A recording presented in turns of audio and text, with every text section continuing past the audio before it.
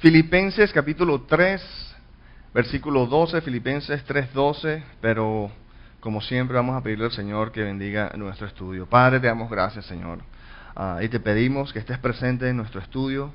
Padre, tu gran comando es que vayamos y hagamos discípulos de todas las naciones, enseñándoles a obedecer todo lo que tú nos has mandado, Señor. Y te pedimos, Padre, que nos enseñes, que utilices este tiempo que estamos en tu palabra para que tú, Señor, acicales y ilumines tu palabra a nuestros corazones y podamos ser discipulados para hacer tu voluntad y vivir acorde a tu voluntad en este mundo, Señor. Somos tuyos, dependemos completamente de que tú te manifiestes en este estudio para verdaderamente ser transformados y cambiados por tu presencia, Señor.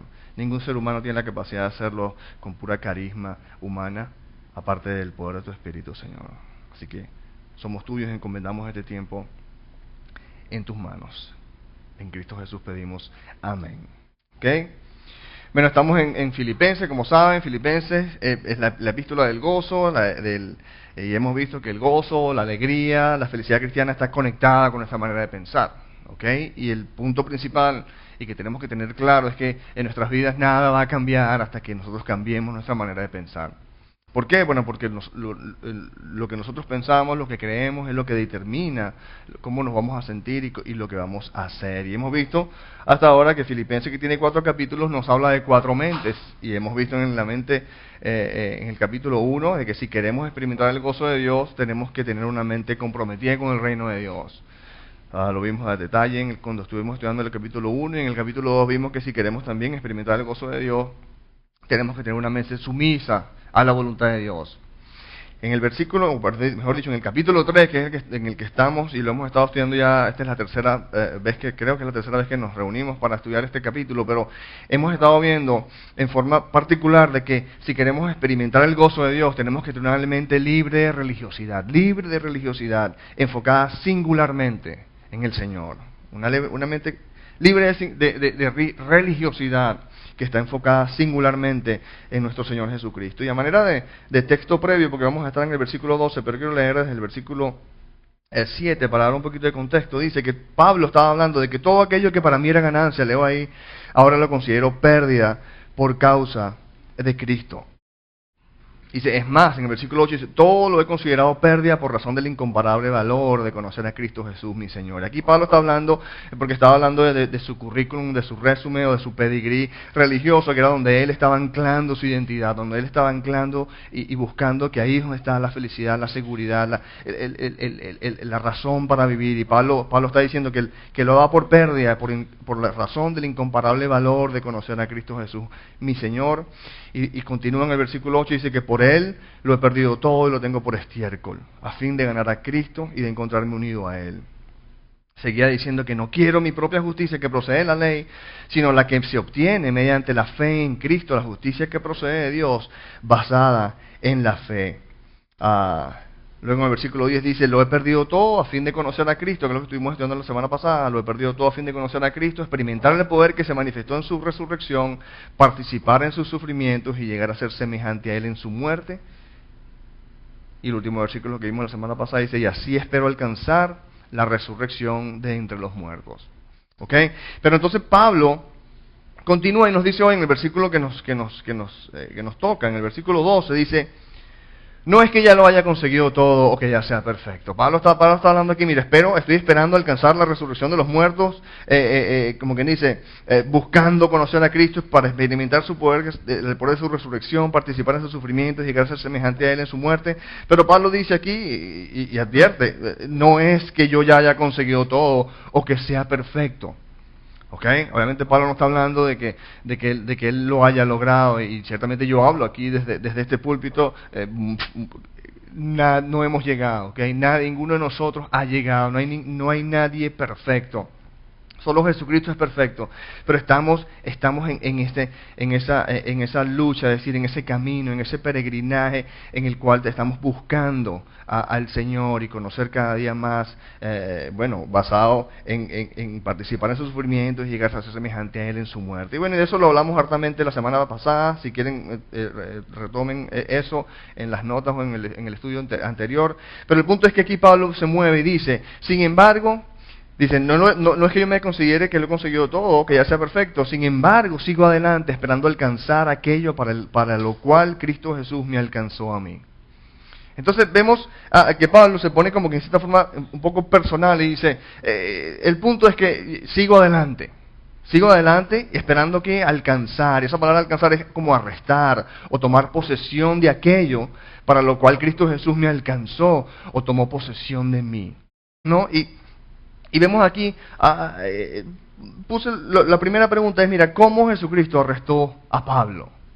Porque si queremos entender aquí un poco más de lo que Pablo está hablando, yo consideré necesario que viéramos un poco la historia de cómo Pablo fue arrestado por el Señor, cómo Pablo fue, digamos, alcanzado, o cómo Jesucristo tomó posesión de Pablo. Y esa historia está ahí en Hechos de los Apóstoles, en Hechos 9, en el primer versículo. Y lo voy a leer porque la pregunta es que nos enfoquemos en lo siguiente: ¿cómo Jesucristo arrestó a Pablo? Porque Pablo nos está diciendo aquí, sin embargo, sigo adelante esperando alcanzar o arrestar aquello para lo cual Jesucristo me alcanzó, me arrestó, tomó posesión de mí. Para lo cual Jesucristo tomó posesión de mí. Veamos cómo fue, porque dice en el versículo 1 de Hechos 9, dice que Saulo, que era el nombre de Pablo antes de Cristo, por decirlo así, respirando aún amenazas de muerte contra los discípulos del Señor, se presentó al sumo sacerdote y le pidió cartas de extradición para las sinagogas de Damasco. Tenía la intención de encontrar y llevarse presos a Jerusalén a todos los que pertenecieran al camino. Era una forma, todavía en ese entonces no se llamaban todavía cristianos, sino que le decían el camino, ¿no? Pero están hablando a los que se llaman cristianos, fueran hombres o mujeres. En el viaje sucedió que al acercarse a Damasco, una luz del cielo relampagueó y de repente a su alrededor. Y él, Saulo o Pablo, cayó al suelo y oyó una voz que decía: Saulo, Saulo, ¿por qué me persigues? ¿Quién eres, Señor?, preguntó. Yo soy Jesús a quien tú persigues, le contestó la voz. Levántate y entra en la ciudad, que allí se te dirá lo que tienes que hacer. Los hombres que viajaban con Saulo se detuvieron atónitos porque oían la voz pero no veían a nadie. Saulo se levantó del suelo, pero cuando abrió los ojos no podía ver, así que lo tomaron de la mano y lo llevaron a Damasco. Estuvo ciego 3 días sin comer ni beber nada. En el versículo 10 dice que había en Damasco un discípulo llamado Ananías, a quien el Señor llamó en una visión. Ananías, aquí estoy, Señor. Anda, ve a la casa de Judas, en la calle llamada Derecha, y pregunta por un tal Saulo de Tarso. Está orando y ha visto en una visión a un hombre llamado Ananías que entra y pone las manos sobre él para que recobre la vista. Entonces Ananías respondió: Señor, he oído hablar mucho de este hombre y de todo el mal que ha causado a tus santos en Jerusalén, y ahora lo tenemos aquí autorizado por los jefes de los sacerdotes para llevarse preso a todos los que invocan tu nombre. Y antes que leamos lo siguiente, yo quiero que veamos, mira, ahí vemos como Jesucristo se le apareció a Pablo o a Saúl, y luego se llama Pablo, pero Jesucristo ciertamente arrestó la atención de Pablo y Jesucristo se le apareció a Pablo. Y en cierta manera, quizás no todos nosotros tengamos el mismo tipo de conversión, pero siempre hay un lugar donde nosotros conocemos al Señor, donde digamos somos arrestados, somos cautivados por Jesucristo. Ese es el testimonio de todo cristiano. De una manera u otra llegó un punto donde el Señor arrestó tu corazón. Y te convenció con su amor, con su persona, con su gloria. Entonces te pregunto, ¿has sido arrestado, has sido cautivado por Jesucristo? ¿Sí? Entonces te pregunto, porque si lo has sido, te pregunto, ¿cuál es tu misión? Porque ese es el punto que quiero que veamos. Mira, Pablo estaba diciendo anteriormente en el versículo que estamos viendo hoy, dice, sin embargo, sigo adelante esperando alcanzar aquello para lo cual Jesucristo me alcanzó. Quiero alcanzar aquello para lo cual Jesucristo vino y me alcanzó. Y Jesucristo, vamos a ver que en los segundos versículos 15 les da una misión a Pablo. Y veamos, mira, la misión que le da ahí en el versículo 15 es: ve, insistió el Señor. Y aunque en este momento está hablando con Ananías, esto es lo que Pablo va a escuchar. Ve, insistió el Señor, porque ese hombre es mi instrumento escogido para dar a conocer mi nombre tanto a las naciones y a sus reyes como al pueblo de Israel. Yo le mostraré cuánto tendrá que padecer por mi nombre. Y esa es la historia contada, como que dice, en tercera persona por Lucas, que es el que está escribiendo esto, pero en Hechos 26:14 vemos el mismo Pablo hablando de su testimonio ante el rey Agripa en Cesarea, y mira cómo lo pone, me dice, todos caímos al suelo, y lo recuento un poco, y yo oí una voz que decía en arameo, Saulo, Saulo, ¿por qué me persigues?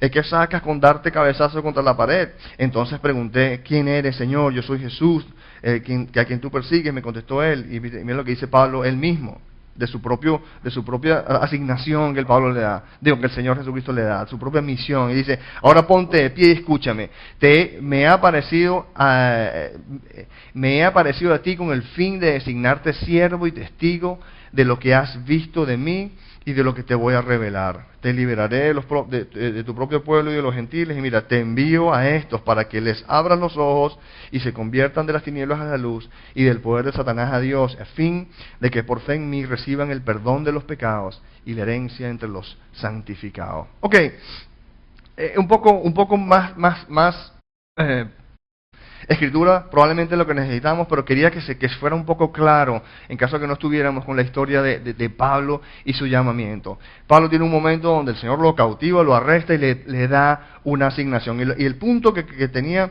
para nosotros hoy es de que, mira, todo cristiano tiene una misión.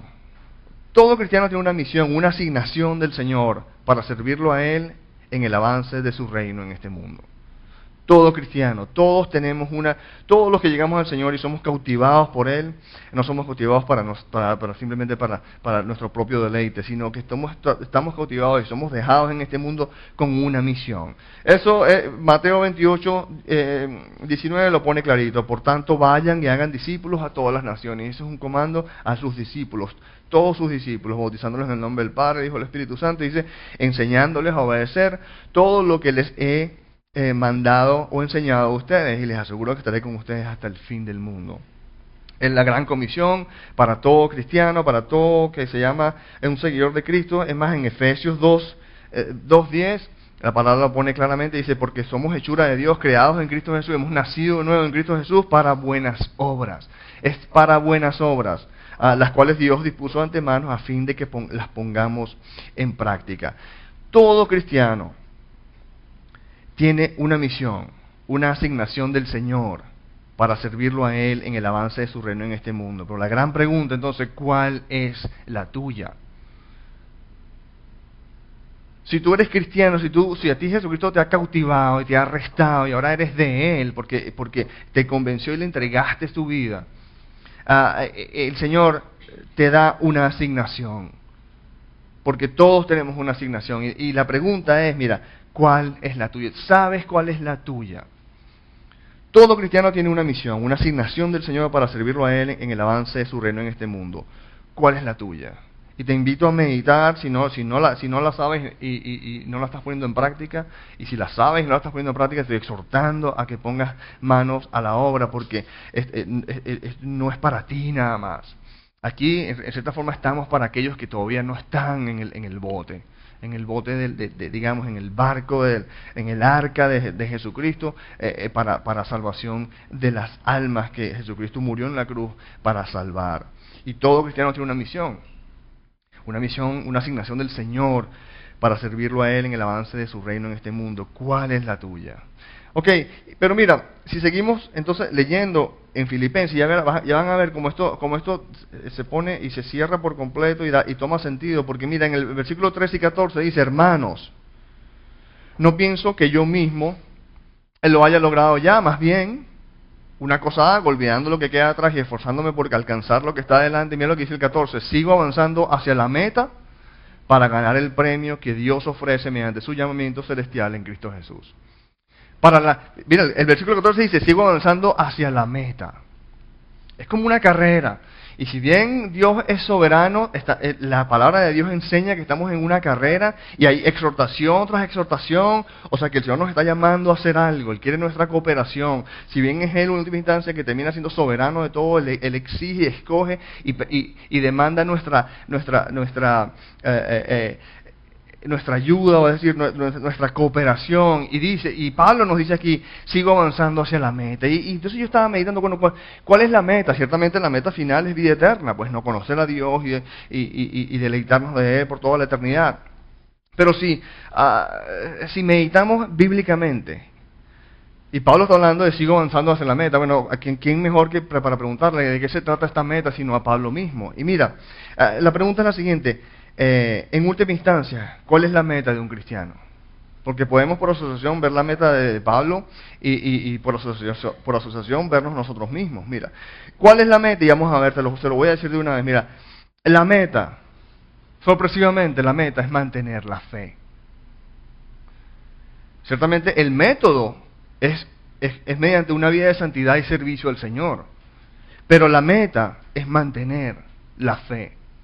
Mira, ¿cómo así? Mira, Pablo mismo lo escribe al final de su vida en 2 de Timoteo 4:6. Mira, como tengo una lista, tú sabes, de bastante escritura, porque es un poco radical que digamos esto, pero bueno, no es lo que digo yo, sino lo que acuérdense que yo no vengo aquí a que ustedes crean lo que yo creo, ¿ok? Ustedes vienen aquí y yo les presento las escrituras para su consideración y que el Espíritu de Dios los convenza. Y estas son las escrituras que tengo. 2 de Timoteo 4:6 y 8 dice, por mi parte, dice Pablo, y este es Pablo ya al final de su vida, en la última carta que escribe, escribiéndole a Timoteo, y vemos a ella, está a punto de ser digamos, asesinado, ¿cómo se dice? Bueno, que lo van lo van a matar como sentencia. Y dice, yo por mi parte ya estoy a punto de ser ofrecido como un sacrificio y el tiempo de mi partida ha llegado. Y mira lo que dice, he peleado la buena pelea o la buena batalla. He terminado la carrera, me he mantenido en la fe. Fíjate, Pablo está diciendo, me he mantenido en la fe. Por lo demás, me espera una corona de justicia que el Señor, el juez justo, me otorgará en aquel día, y no solo a mí, sino también a todos los que con amor hayan esperado su venida. Pablo a Timoteo, en una carta anterior, le dice Timoteo, en 1 Timoteo 1:18, dice, Timoteo, hijo mío, te doy este encargo porque tengo en cuenta las profecías que antes se hicieron acerca de ti y deseo que apoyado en ellas, pelees la buena batalla y mantengas la fe y una buena conciencia. Y ciertamente esta palabra mantengas la fe, mantener la fe puede significar también de que la protejas. Pero si vemos en el contexto, mira, porque yo quería que viéramos esto, mira, el Señor Jesucristo mismo, en los evangelios, durante su vida en la tierra, antes de ser glorificado, mira cómo lo pone. Mateo 10:22, por mi causa, o por mi nombre, todo el mundo los odiará, pero el que se mantenga firme hasta el fin será salvo. Eso es en Mateo 10:22, Mateo 24:10. Dice, en aquel tiempo muchos se apartarán de la fe. Unos a otros se traicionarán y se odiarán, y surgirá un gran número de falsos profetas que engañarán a muchos. Habrá tanta maldad que el amor de muchos se enfriará. Pero el que se mantenga firme hasta el fin será salvo. El que se mantenga firme hasta el fin será salvo. No solo aquí el Señor Jesucristo antes de ser glorificado en los evangelios, sino Hebreos, el autor de Hebreos, que muchos dicen que es Pablo mismo, pero no podemos estar seguros, pero en Hebreos 3:6, miren lo que dice, Cristo en cambio es fiel como hijo al frente de la casa de Dios, ¿no? Y esa casa somos nosotros somos la iglesia, nosotros somos los salvos. ¿Cómo? Con tal, la palabra de Dios dice, con tal que mantengamos nuestra confianza y la esperanza que nos orgullece. Nuestra salvación es por fe, cuando creemos que hemos sido perdonados por completo, y mantener esa fe que no depende de nosotros, sino depende completamente de Jesucristo. Y aquí la Escritura nos dice que somos salvos con tal que mantengamos esa confianza, con tal que tengamos esa fe a la hora de necesitarle en el momento en que pasemos a la eternidad. En Hebreos 3:14 lo dice de nuevo, hemos llegado a tener parte con Cristo con tal que retengamos firme hasta el fin la confianza que tuvimos al principio. la confianza, el hecho de que sabemos que ya no es por obras de la ley y adherencia a la ley, sino que todo depende de Jesucristo y somos liberados al peso de tener que ganarse la aprobación de Dios uno mismo, sino sabemos que es un don de Dios, es un regalo y se obtiene como por fe, porque lo creemos, pero es con tal que lo sigamos creyendo hasta el final. Hebreos 10:39 lo dice, pero nosotros no somos de los que se vuelven atrás y acaban por perderse. Y aquí en el contexto de Hebreos está hablando de los que se vuelven atrás a la ley, los que se vuelven al sistema digamos de sacrificios de animales, no, sino de los que tienen fe y preservan o conservan su vida. Y como hemos visto, no solo hasta ahora, Pablo nos dice aquí en sus últimas cartas a Timoteo, el Señor Jesucristo nos los dice en los evangelios durante su vida en la tierra antes de ser glorificado, nos los dice y nos los advierte el autor de Hebreos. Pero en las cartas de Jesucristo resucitado a las 7 iglesias de Apocalipsis, en Apocalipsis 2 y 3, después de ser glorificado, mira cómo lo pone. Y son varias que lo voy a leer rapidito, pero ahí están. Mira, en Apocalipsis 2, 7, 10, 17 y 26 dice: el que tenga oídos que oiga lo que el Espíritu dice a las iglesias. Dice: al que salga vencedor le daré derecho a comer del árbol de la vida que está en el paraíso de Dios. En el versículo 10 dice: sé fiel hasta la muerte y yo te daré la corona de la vida. En el 17 dice: al que salga vencedor le daré del maná escondido. En el 26 del capítulo 2 dice: al que salga vencedor y cumpla mi voluntad hasta el fin, le daré autoridad sobre las naciones. Más adelante en el capítulo 3, en Apocalipsis 21 y 22 dice: al que salga vencedor le daré derecho a sentarse conmigo en mi trono, como también yo vencí y me senté con mi Padre en su trono. El que tenga oídos que oiga lo que el Espíritu dice a las iglesias. Entonces mira, somos salvos por fe y hay mire, yo no voy a entrar en esa discusión porque el Señor nos dice que el siervo de Dios no está con discusiones teológicas de este estilo, pero que si se pierde la salvación, que si no pierde la salvación. Yo creo que esa pregunta se resuelve entendiendo bien la salvación. Y nuestra salvación es cuando tú eres justificado por fe, porque realmente entiendes que has sido perdonado por Dios. Cuando tú recibes el perdón de los pecados porque crees que Jesucristo lo pagó, ese es el momento acorde a Colosenses, donde tú naces de nuevo porque eres liberado de tu culpa.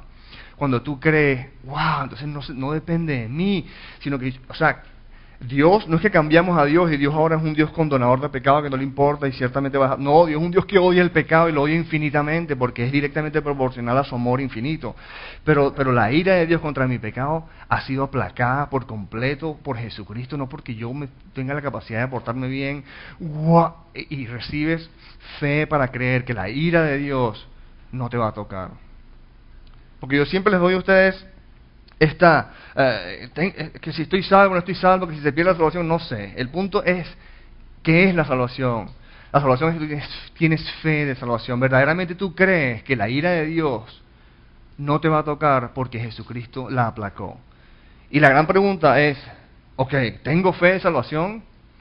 Y yo siempre les digo, mira, mediten en este supuesto, en este escenario. Suponte que tú pasas a la eternidad y te consigues con Dios, y Dios no es un viejito de chiva blanca, bondadoso, ven, pasa por aquí. No, Dios es un fuego consumidor, dice la Escritura. Vive en una luz inaccesible. Y hay de aquellos que caen en las manos del Dios vivo. Esas son descripciones de Dios en el Nuevo Testamento. Entonces, básicamente, aterradora. Porque Dios es magnánimo y es un ente aterrador en su ira y su justicia. Tienes suficiente fe en Jesucristo para atreverte a ir en dirección a esa ira, confiado de que el fuego de su ira no te va a tocar. Estás salvo. Confías verdaderamente en Jesucristo. Y las Escrituras nos enseñan de que nuestra salvación es por fe. Pero el punto es morir con fe. El punto es pasar la eternidad verdaderamente confiado.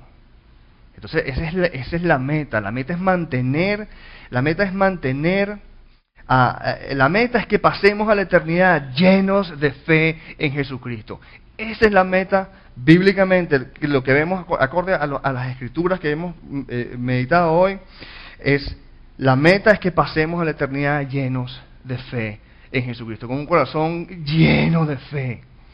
Pero la pregunta entonces es ¿cómo? Porque esa es la meta. Ahora, ¿cuál es el método? Y mira, la meta es que pasemos a la eternidad llenos de fe en Jesucristo. ¿Cómo? Entonces ahí está el método, viviendo una vida de santidad y servicio a Él, a su nombre, a su causa. ¿Me explico? Entonces, la meta es tener fe de salvación y que esa fe vaya creciendo y cada día estemos más y más confiados, porque nuestra cita con Dios no es con un viejito bondadoso, no es con un Dios magnánime que es un fuego consumidor y es aterradora, pero Él es la respuesta a todo, en Él es el amor que necesitamos, en Él tenemos todo lo que necesitamos. Entonces tú vas a ir en dirección a Él o te vas a achicopalar y vas a mostrar la realidad de que verdaderamente no tienes fe en Jesucristo. Puedes orar todas las oraciones que tú quieras y recibir a Cristo en tu corazón, pero si tú no tienes fe, ¿cómo te vas a enfrentar a la ira de Dios? ¿Basado en qué? ¿En tus propias obras? La verdad es que cuando veamos a Dios en todo su esplendor, si no tenemos fe en Jesucristo, no nos vamos a atrever y nos vamos a quedar sin Él. Pero entonces, la meta es que pasemos la eternidad llenos de fe en Jesucristo. ¿Cómo? Viviendo una vida de santidad y servicio. Porque es una vida de santidad, obviamente, pero una vida de santidad y servicio a Él, a su causa. Y yo puse aquí en mis notas que por eso es que es tan importante nuestro servicio al Señor en su iglesia. Mira, por eso es que es tan importante nuestro servicio al Señor en su iglesia, nuestro participar activamente en el avance del reino de Dios en este mundo, porque la salvación es por gracia, pero los medios que el Señor utiliza para darnos gracia a veces parece que son obras, pero no, es Dios que nos salva, pero este es el método del Señor. Sirve en tu iglesia, ora, lee las Escrituras, son las gracias de Dios habilitándote para hacer estas cosas, pero Dios pide que las hagamos. Por eso es que es tan importante nuestro servicio al Señor en su iglesia, nuestro participar activamente en el avance del reino de Dios en este mundo, y por eso es que es tan importante estar conectados con el cuerpo de Cristo. No hay cristiano solitario, eso es una situación sumamente peligrosa. Tendemos a enfriarnos. Por eso es que es tan importante el ser parte activa e integrada de una congregación sana de creyentes. Mira, Hebreos 10:23 nos lo advierte y nos lo dice.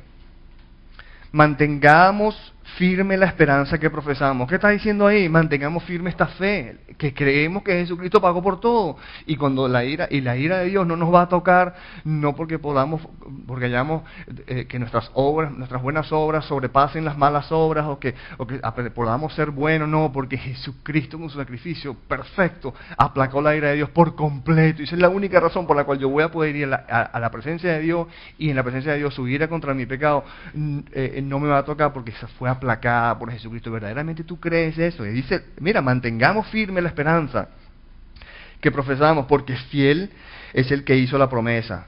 Y me dice, preocupémonos los unos por los otros a fin de estimularnos al amor y a las buenas obras. No dejemos de congregarnos, como acostumbran a hacerlo algunos, sino animémonos unos a otros, y con más razón ahora que vemos que aquel día se acerca. Entonces, el gol, la meta, es que pasemos la eternidad llenos de fe en Jesucristo. ¿Cuál es el método? Viviendo una vida ciertamente de santidad y de servicio a Él, preocupándonos unos por otros, a fin de estimularnos a amor y a las buenas obras, sin dejar de congregarnos como algunos acostumbran, sino más bien animándonos unos a otros. Ahora, con mayor razón, ahora que vemos que aquel día se acerca. Mira, realmente yo estaba preparando esta prédica pero Señor, es un método y una meta. La meta es simplemente mantener la fe. No puede ser tan sencillo. Mantén la fe. La forma en que yo he decretado que los voy a salvar por fe y les voy a dar gracias para mantener esa fe es en la medida en que me hacen caso y viven una vida de santidad y de servicio a mí. Queremos mantener nuestra fe en nuestro Señor Jesucristo, que vaya creciendo y que esté vibrante y segura, y que pasemos la eternidad llenos de fe. Bueno, tenemos que digamos, cuidar nuestra fe viviendo una vida de santidad y de servicio al Señor. Amén. Bueno, el punto es que, amén o no, estén de acuerdo conmigo, no, ahí están las Escrituras, y el punto es que lo consideren.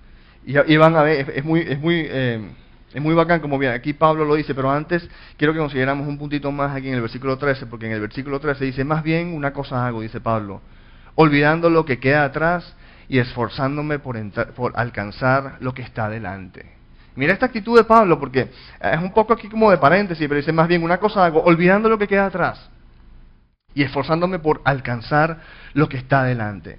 Y el punto que anota aquí es que con el Señor cada día es borrón y cuenta nueva. Aleluya. ¿No? Con el Señor cada día es borrón y cuenta nueva. En Lamentaciones 3:22, mira cómo lo pone, el gran amor del Señor nunca se acaba. Su compasión jamás se agota. Cada mañana se renuevan sus bondades. Muy grandes es su fidelidad. Ese versículo es tan poderoso que lo quiero leer de nuevo. El gran amor del Señor nunca se acaba, su compasión jamás se agota. Cada mañana se renuevan sus bondades, muy grande es su fidelidad. Mira, con el Señor cada día es borrón y cuenta nueva. Por eso es que Pablo dice aquí, mira, una cosa hago, olvidando lo que queda atrás, me enfoco por esforzar y alcanzar lo que está delante mío. Mira, borrón y cuenta nueva tanto para lo malo como para lo bueno. Sí, porque borrón y cuenta nueva tanto para lo malo como para lo nuevo. ¿Cómo así? Mira, porque enfocarnos en los pecados cometidos en el pasado nos condena y nos lleva a la parálisis. ¿Cierto o no? Cuando nos ponemos a pensar, ya nos golpes de corazón, de cabeza, porque mira lo que hice ayer, y ponernos a enfocarnos en el pasado, en las cosas malas que hemos hecho, nos condena y nos lleva a la parálisis. Pero con el mismo lado de la misma moneda, ponernos a enfocarnos en las cosas buenas que hemos hecho anteriormente, por la gracia de Dios, nos envanece y nos lleva al orgullo. Entonces Pablo dice, cada día es borrón y cuenta nueva, tanto para lo malo como para lo bueno. Y nuestra única opción es decir como Pablo, mira, el pasado quedó atrás. Voy a enfocarme en el hoy con la eternidad en mente. Pablo que está diciendo, lo que está en el pasado, está en el pasado. Cada mañana se renuevan las bondades del Señor. Su gran amor nunca se acaba y su compasión nunca se agota. Cada mañana es un día nuevo. Y pongo atrás las cosas malas y pongo atrás también los éxitos y las cosas buenas que hice. Nuestra única opción es decir como Pablo, el pasado quedó atrás, voy a enfocarme en el hoy con la eternidad en mente. Entonces, aplicándolo para lo que estamos hablando hoy, mira, borrón y cuenta nueva. Si no has sido fiel en tu servicio al Señor, empieza hoy. ¿Entiendes? Borrón y cuenta nueva. Si no has sido fiel en tu servicio al Señor, bueno, pues empieza hoy. Pero el punto es que, mira, no esperes más. Porque la verdad es que no hay tiempo que perder. Acá en nuestra vida, estábamos hablando cuando estuvimos estudiando el Salmo 90, es efímera y es un tiempo, son ¿cuántos? 75 años, 70, 80 años. La mayoría de las personas no pasan de 80 y eso es en la luz de la eternidad, es como la Biblia lo habla como que es un vapor que está aquí y se fue. Y que estamos desperdiciando, viviendo la vida para nuestros digamos, ¿cuál es la palabra? Para nuestros caprichos, para este momento, para el yo y el ya. Esto el Espíritu lo estaba presentando bastante en mi cabeza, en mi corazón. Dice, no vivamos para el yo y para el ya, sino para Dios y la eternidad.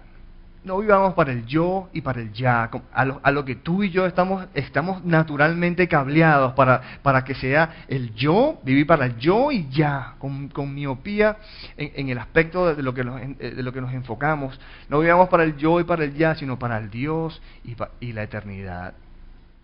¿Ok? Bueno, ya para terminar aquí en el versículo 15, Pablo dice, así que escuchen los perfectos. Y esto está hablando de perfectos en cuanto a los maduros, ¿no? Los que están crecidos en la fe. Dice, todos debemos tener este modo de pensar. Dice, y si en algo piensan en forma diferente, Dios les hará ver esto también. Y esto me encanta, porque cuando no les dije que cuando mi Señor me estaba enseñando cuál era la meta, preséntalo. Tú no tienes que convencer a nadie. Presenta como dicen, mi trabajo es presentarles a ustedes las Escrituras y que el Espíritu de Dios utilice las Escrituras para convencerlos a ustedes y hablarles en última instancia a ustedes. Y la meditación que tenía aquí era que Dios le habla a su pueblo. No tenemos que convencer a nadie, de eso se encarga Dios. Fíjate que Pablo dice, así que escuchen los perfectos, y todos debemos tener este modo de pensar, pero sin embargo, si en algo piensan de forma diferente, Dios les hará ver esto también. Mira, Dios le habla a su pueblo en Juan 6:45, el Señor dice, mira lo que dice el Señor Jesucristo, hablándole a la audiencia que él tenía en ese momento, dice, en los profetas está escrito, a todos los instruirá Dios. Y está acotando de Isaías 54:13, a todos los instruirá Dios. En efecto, todo el que escucha al Padre y aprende de Él viene a mí.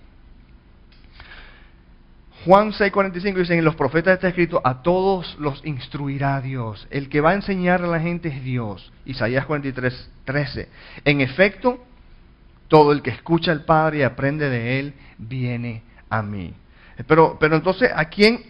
Dice que a todos los instruirá Dios, pero ¿a quiénes instruye Dios? Y el Señor en Juan, en el siguiente capítulo 7:17, lo pone de esta manera, porque estaban discutiendo y él está, que no crean lo que tú estás diciendo es mentira, que si no se cuente más, y el Señor mismo no se puso a discutir para tratar de convencerlo, sino que le dice, ¿tú sabes cómo es la cosa? Y estoy parafaseando, obviamente, pero en el versículo 17 de versículo 17 de Juan 7, dice, el que esté dispuesto a hacer la voluntad de Dios reconocerá si mi enseñanza proviene de Dios o si yo hablo por mi propia cuenta. El Señor lo que está diciendo y proclamando es, ¿sabes qué? Mala doctrina. ¿Sabes? El que esté dispuesto a hacer la voluntad de Dios, a esa persona Dios mismo lo instruirá. Ciertamente acorde a su palabra, utilizando su palabra a través de su espíritu.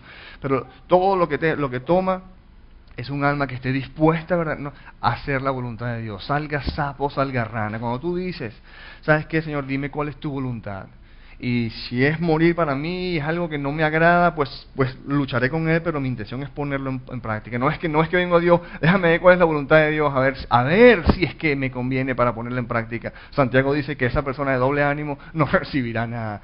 Pero el que mira ahí, yo no lo estoy inventando, Juan 7:17, el que esté dispuesto a hacer la voluntad de Dios, reconocerá si mi doctrina o mi enseñanza proviene de Dios, o si es que yo me volví loco y soy soy un farsante, diría Jesús, obviamente, que no lo era.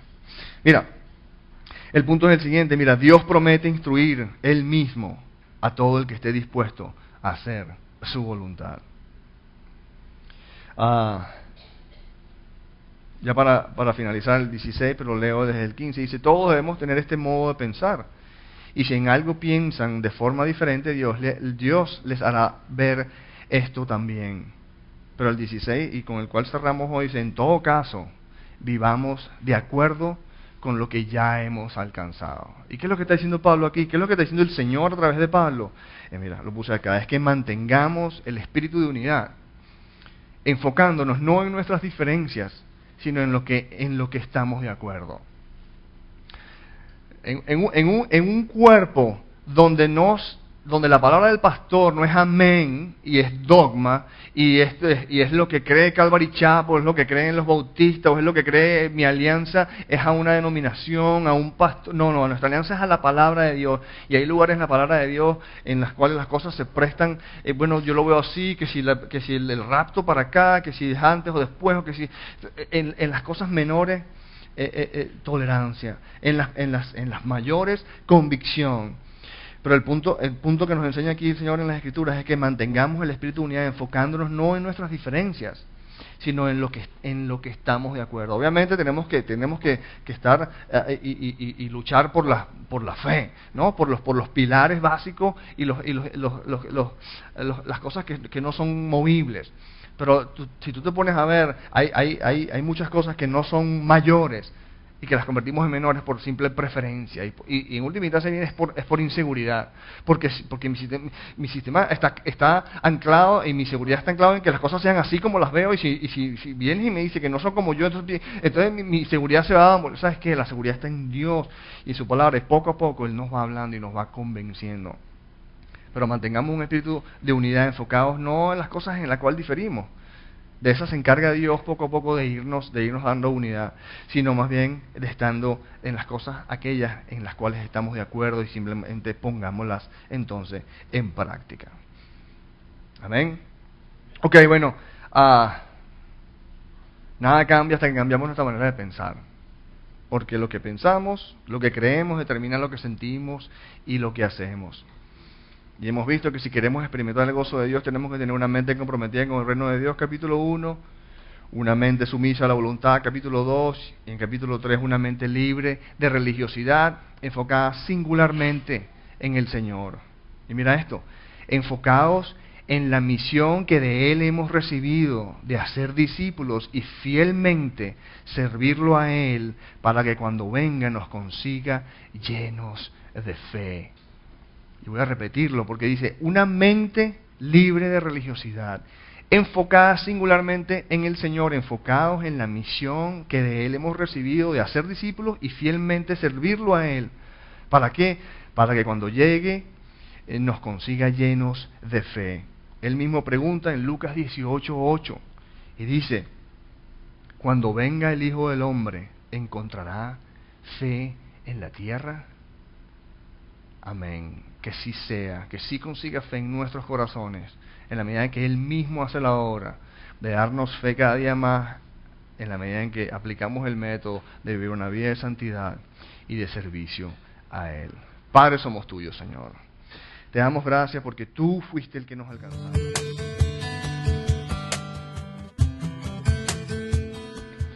No queremos terminar nuestra enseñanza sin antes darte una oportunidad para entregar el control de tu vida a Jesucristo.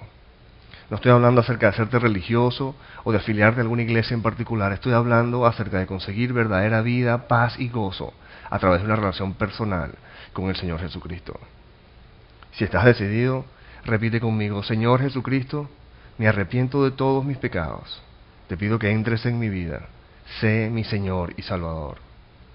Ahora que formalmente le has entregado tu vida a Jesucristo, entiende lo siguiente. Jesucristo guía a su pueblo a través de su palabra, la Biblia. Por lo que te exhorto vehementemente a congregarte en una iglesia donde se enseña la palabra de Dios para que crezcas en la libertad que solo Jesucristo puede darte. Él mismo enseñó en Juan 8, 31 y 32 que los que se mantienen fieles a sus enseñanzas conocerán la verdad y la verdad los hará libres. Que Dios te bendiga y recuerda, eres amado, eres amado, eres amado.